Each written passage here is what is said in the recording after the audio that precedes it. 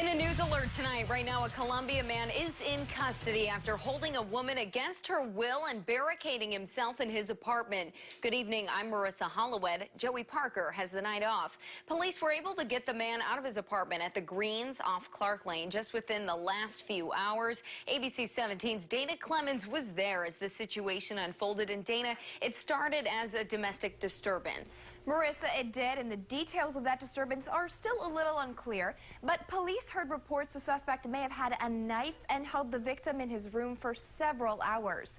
She was able to escape, but then he barricaded himself in.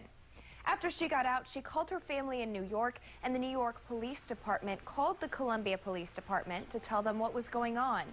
When the Columbia Police Department got to the Greens, they took all the necessary precautions going in.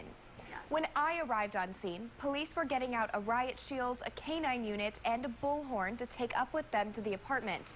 They asked me to stay back from the scene just in case the suspect was still armed. A detective arrived shortly after and put a bulletproof vest on before going up. Sergeant Scott Hendrick tells me once all officers were in place, they used the bullhorn to tell the suspect to come out. He says it took about 3 minutes, but the man came out and surrendered peacefully. He was taken into custody immediately, but it's still not clear what he'll be charged with yet. Ambulances were originally called to the scene, but they were called off shortly after. I'm told the victim did not suffer any injuries. Police also say they're not looking for any other suspects, but the investigation is still ongoing. Thank you, Dana. And this is, of course, a developing story. We'll continue to follow it and bring you the latest information. You can always find updates on our website, abc17news.com.